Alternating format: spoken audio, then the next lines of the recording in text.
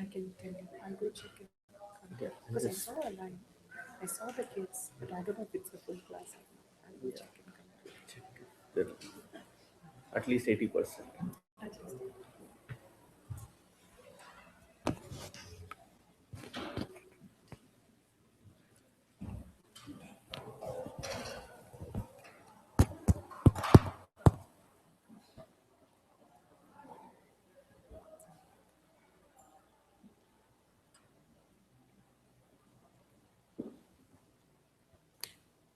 Are we in the 10th shloka now? Ninth finished, right? Pashyan Shunvan Spushan Jigran.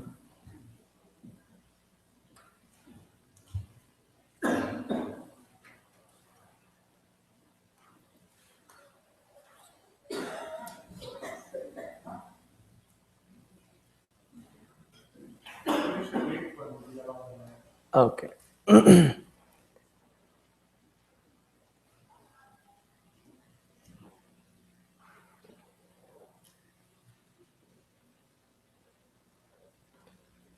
So what was the gist of the 8th shloka?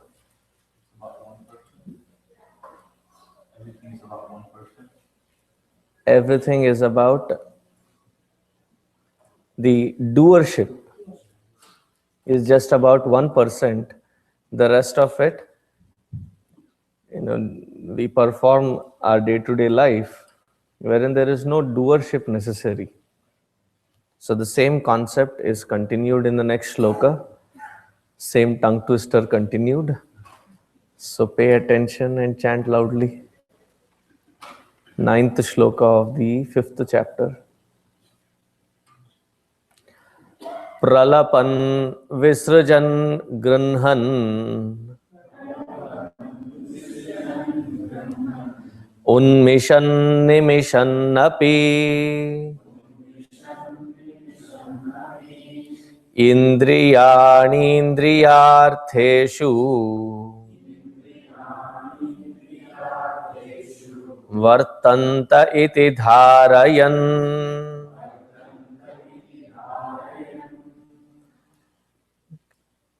Fair enough. Good chanting.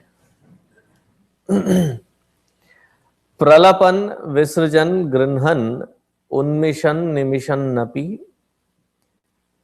Pralapan. Pralapan means to speak.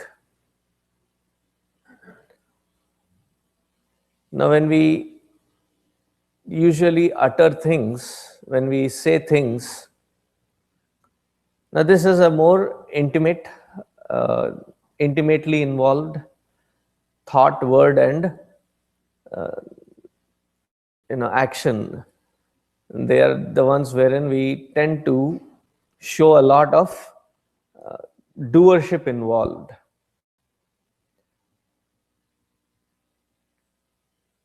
Supposing you saw a beautiful sunrise. How many of you get the opportunity to drive through when it is still sun rising? So you are all blessed to see the sunrise. Every single day, a beautiful sunrise. And when you see that sunrise, there is an automatic expression that comes out. What is the expression that comes out? Put the blinds down.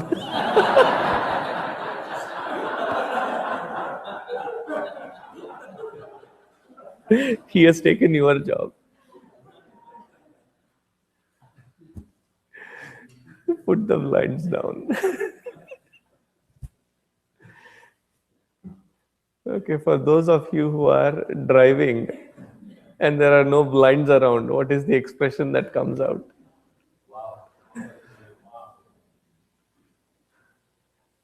So in that wow, is there a doership involved?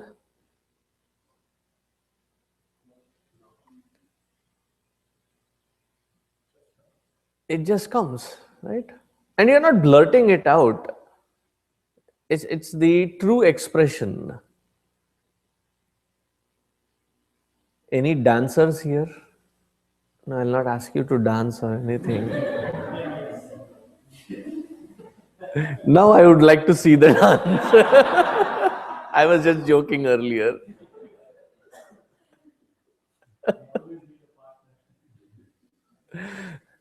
Imaginary partner.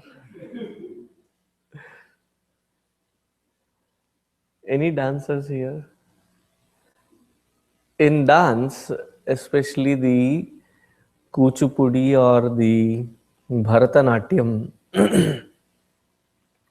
there are these mudras, and through these mudras, they express quite a bit. There is one particular mudra which is either called Jnana mudra or Chin mudra. Do you know what is the Chin mudra? Oh, so you don't need to be a dancer then. So Chin mudra is this. Do you know when we end up giving this mudra?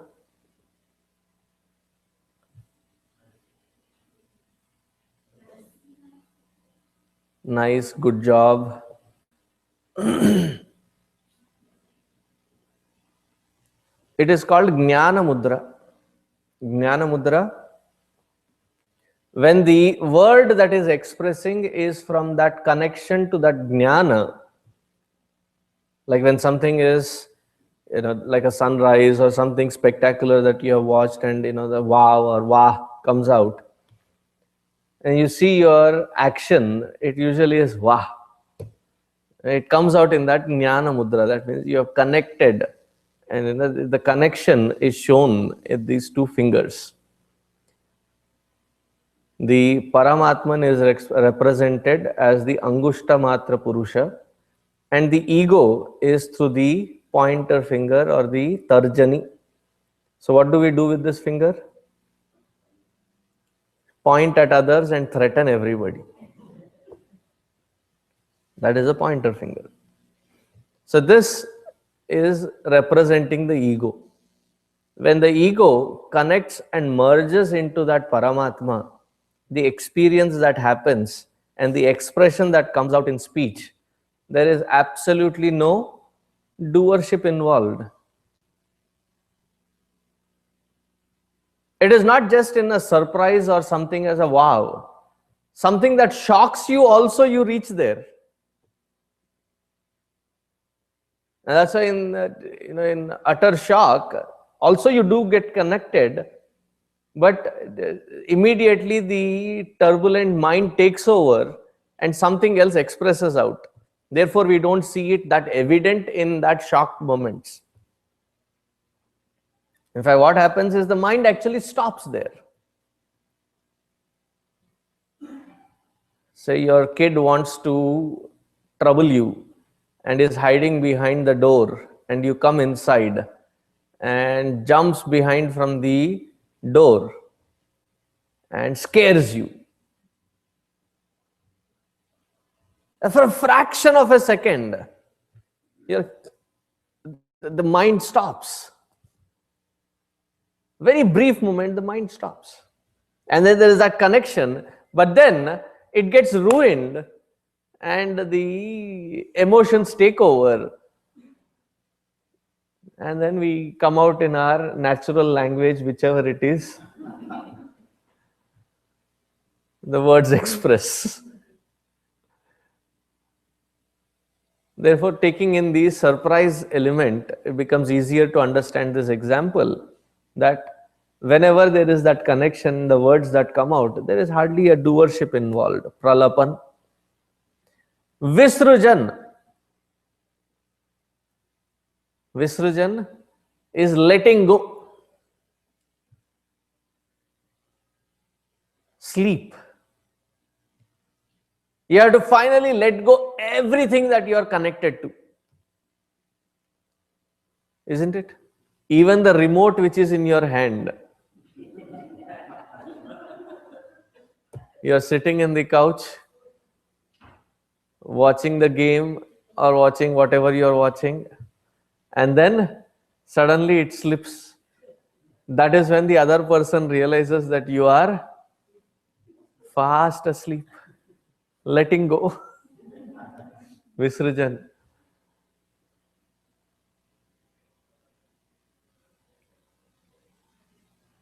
Whenever somebody says that, count to 100 and then you will fall asleep, it has never worked for me.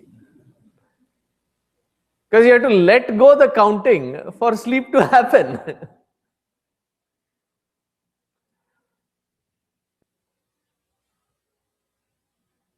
And the best thing that works for me is, probably for you also, Guruji puts it beautifully. Take a thick book called Thermodynamics, and pretty soon you will go static. Because when you are listening or when you're reading through the heavy concepts and other things, the mind is writing it off. And at that point, what happens is letting go happens, Visrujan. All the doership that we are involved in has to be given up. And at that point, what happens is sleep. So before the sleep has to happen, everything has to be given up. Therefore, nobody can exactly mark the time when somebody asks you, at what time did you fall asleep? You can give you a rough estimate. What exact time? I don't know. Try it. Next time, as you are falling asleep, hit the stopwatch. If you are actively involved in hitting the stopwatch, then you are not sleeping. Visrajan, letting go.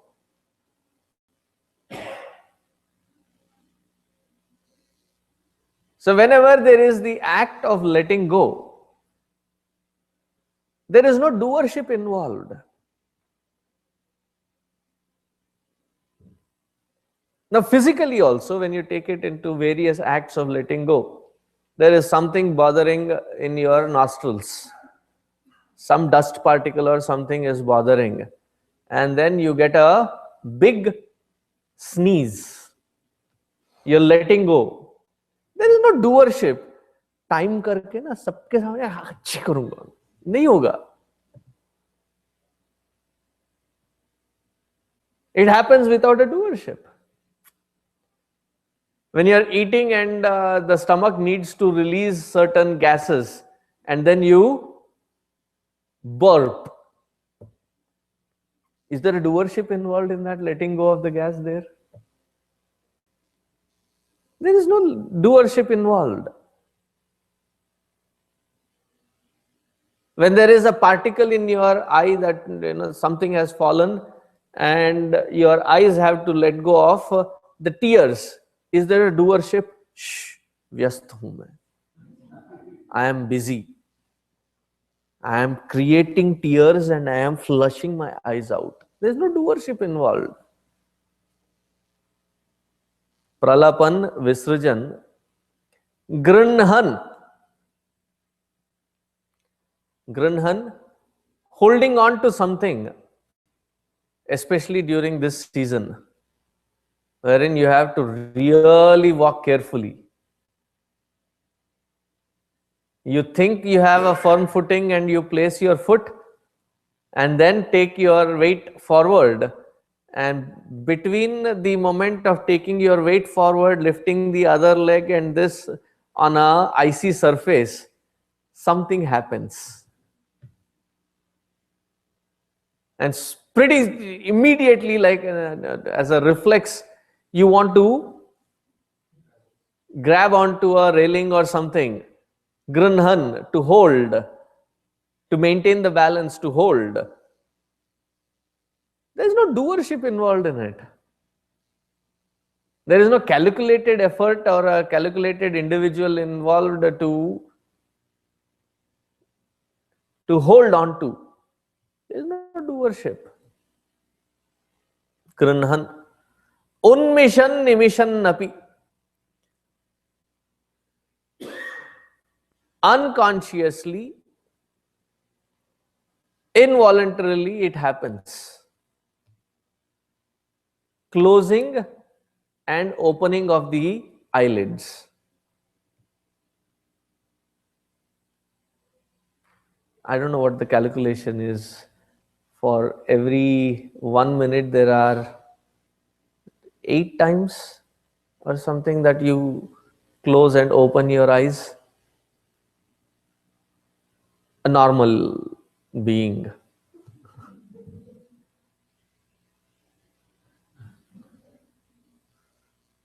Keep staring at someone. The closing of eyelids happens, there is no doership involved in there. Otherwise, whole life, all that we will be busy in is do not disturb. Why? I am busy. Doing what?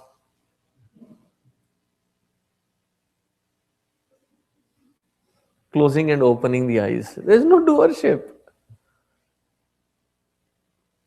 Things happen. Indriyani indriyartheshu vartante iti dharayan. The indriyas function in their own indriya loka. Eyes function in the field of forms. Ears function in the field of sounds. To a modern world, I should say, eyes function in the field of MP4. Ears function in the field of MP3.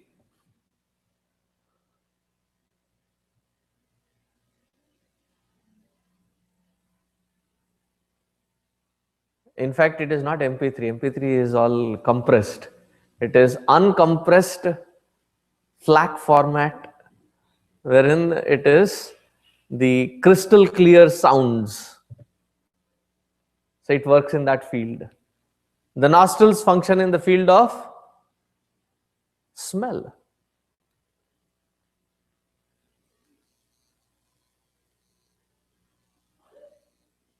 Sometimes we find that we sit in a very pristine environment, and then somewhere our hand or clothes or hair or something smells very much of what you have been cooking 1 hour before. Have you caught yourself into that situation? Next time I should do something about it. Because most of the vents that, what do you call them? Exhaust, huh? The exhaust vent, especially in the apartment complexes, is a very, I find it counterproductive. It sucks from the surface and then blows it right into your hair. The blower is right there. Therefore, there are many who take a shower after they cook as well. Why? You're smelling very intensely of all that which you have cooked. So the nostrils function in the field of smell.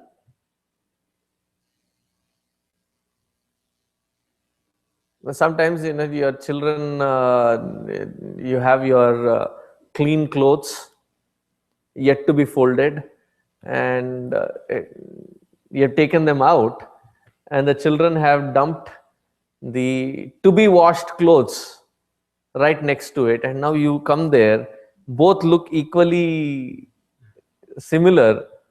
So what is the test that you do?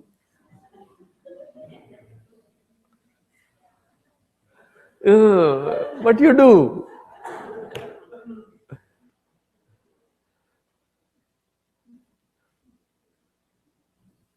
Right? So the nostrils function in the field of smell. The skin functions in the realm of touch. The comfort of touch. So each indriya functions in its own realm, and there is no doership involved in functioning in that realm. Continuing on the same concept, he says in the 10th shloka, Brahmanyadhaya karmani sangam tyaktva karoti yaha lipyate na sa papena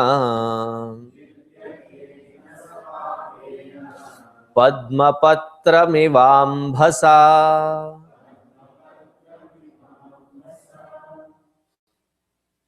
In fact, all this chanting should be very familiar because we just chanted this couple of years ago, right? Is it? We chanted these shlokas for whole year. Oh, if you say so, Swamiji, we must have. Where does the lotus plant grow? Where does the lotus grow? In marshy swamps.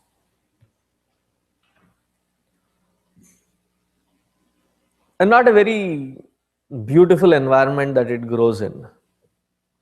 But the flower as such is one of the most delicate fragrances that anybody can smell. And the flower itself is a very beautiful flower. I went to somebody's house for puja very recently, and they surprised me with 108 lotuses. I said, where did you get it? It seems there is somebody in New Jersey who orders it in India, and you order it by Tuesday or Wednesday. The package arrives on Friday, and Saturday there is a one-day delivery. Wow. And you must be paying one lengthy stuff for procuring it. I had not seen lotuses in like 10 years. I was so enamored by, and the flowers were given, they were like buds. So the flowers were given to the husband to open them up, and he was in his full effort. I said, Baba, can I take care of it? Because it needs a lot of patience to remove each petal to have that complete. And the fragrance is one of the most delicate fragrances. Has anybody smelled a lotus? Especially on Navaratri times. We used to have a common Durga Devi, and in the nearest lakes or ponds, we would go into those marshy lands and pluck 1,000 flowers.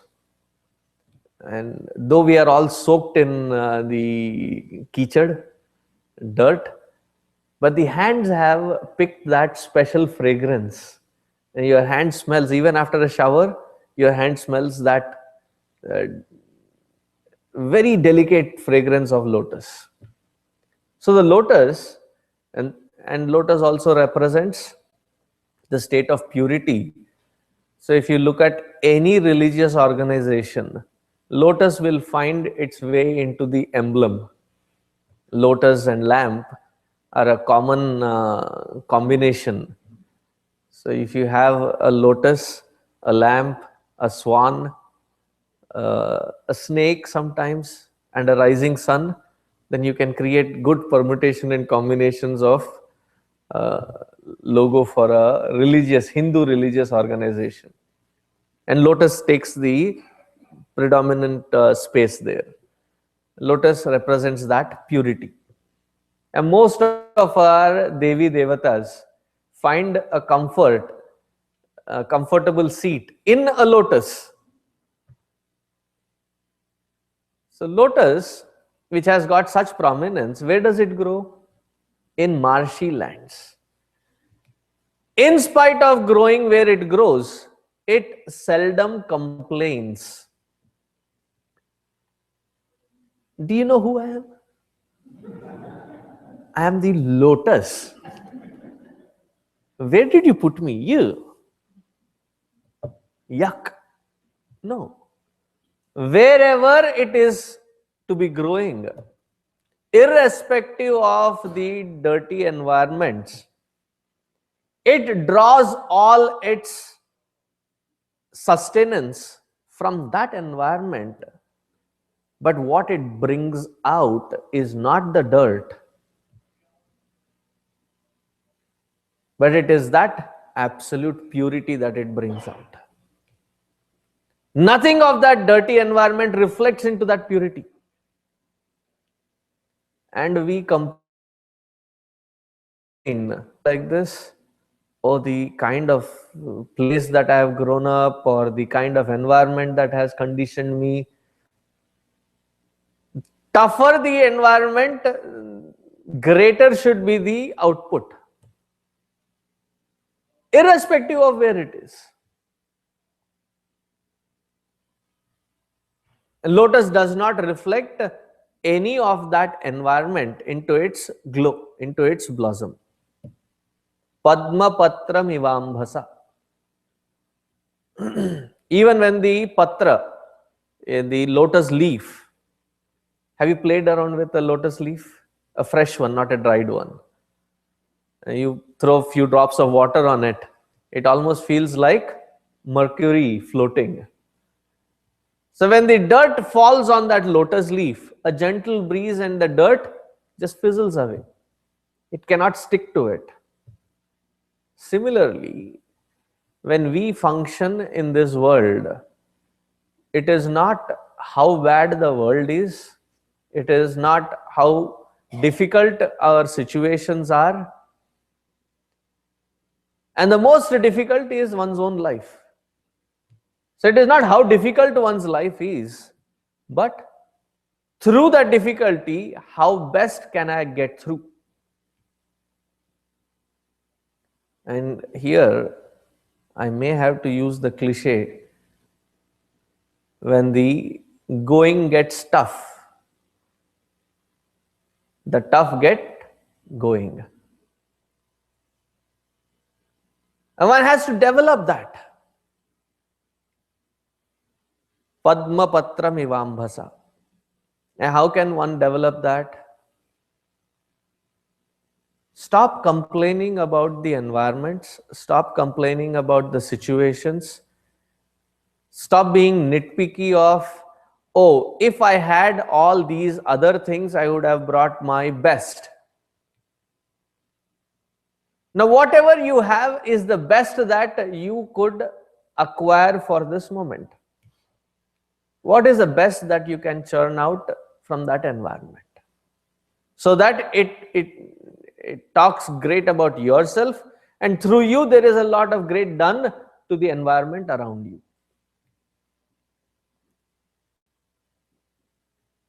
Then you don't need to search for friends. You don't need to search for company.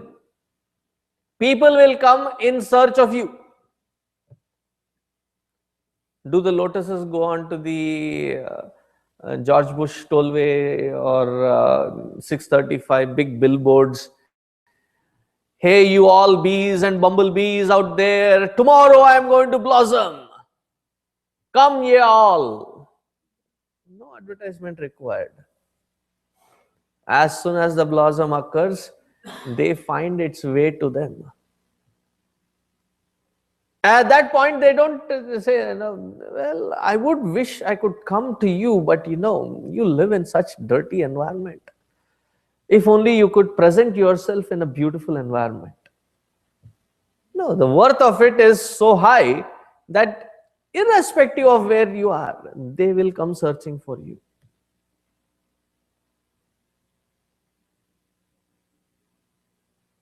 So there is no point complaining about where we are existing. So the saying goes, learn to flower where you are potted. Instead of saying that, oh, wish I was in that pot with that kind of sunlight, I would have blossomed better. Sorry, dude, this is what you got. And for all the prarabdha of your past that you have acquired, this is the best environment that you could have imagined for yourself. Now, how can you blossom in that environment? Figure. And what is the trick in bringing out the best? Brahmani adhaya karmani sangam tyaktva karoti yaha. The one who is rooted to the self within. That is the greatest resource. Resources are not outside. The resource is directly the source within. Connected to that source within. Sangam tyaktva karoti yaha. Attachments to all conditionings, one cuts it away. To understand what is it that I have to bring out the best in that environment. Such one enjoys life and is a source of joy for everyone around. Constantly, if we are complaining, constantly we are, whining, what are we? Source of pain, misery, and sadness to others.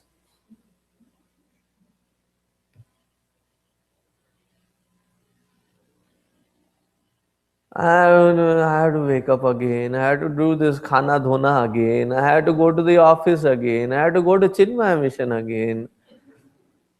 Why can't they call it off and give a holiday? What big deal one day if the kids don't come? I have to drive in. I wish I put my kid in the 9 o'clock batch so that it's early enough that the roads may be, benefit of doubt given, are frozen and I could continue asleep a little longer. ये रोना धोना बंद करो बस. Enough of complaining. Instead of questioning why is it that I am in such situation, drop the why. This is the situation. Don't make it a question, understand it as a factual statement. This is the situation. And this is my responsibility. How can I bring out my best? Not because of the situation, but in spite of the situation.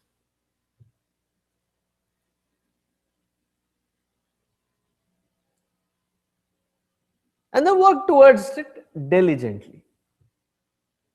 Brahmani adhaya karmani sangam tyaktva karoti yaha lipyate nasa papena padma patra mivambhasa. Such one does not get corrupted, does not get influenced, does not get impacted by the two-pronged impacts of karma. What are the two-pronged impacts of karma? One, the attachment, the doership, and the second, the enjoyership, which is quite addictive. Both of which can be removed step by step. You're saying accept the situation and do your best, right? But there is an argument, right? We should be also working to change the situation so that it can be better. This is in such situations wherein that option is not there. When that is the option, go with it. But most of the situations wherein we get so cooked up is that place where we don't have options. And probably we have come to that corner of life based on our own earlier past decisions and actions that we have taken, which has led us there. There is no point beating oneself up at that point. So if your question is that shouldn't we be working on changing the situation and bettering ourselves? It's a good option. If you have that, do work at it. But what do we do in such situations wherein there is no option, no alternative? That is where we get cooked up most. And that is where this has to be applied.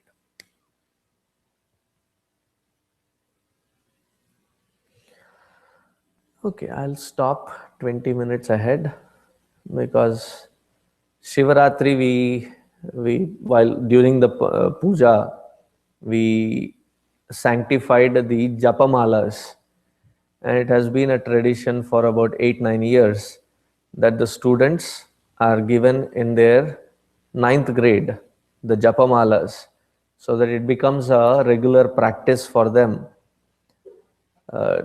during Balavihar, and thus thereby 80% irkangla. It's pretty good. Okay. So my task for her was, if there is at least 80%, then I'll stop this and come there. So she was right there. So I saw your reflection in the. So I said, okay, she must. So I'll go tell them about japa and tell them about what mantra and things like that, so that they get initiated right now and they start practicing it. It will benefit them moving forward. Om Shanti Shanti Shanti Hari Shri Gurubhyo Namaha Hari Om. So please don't disturb your children's classes because you have been left 20 minutes early. Hari Om.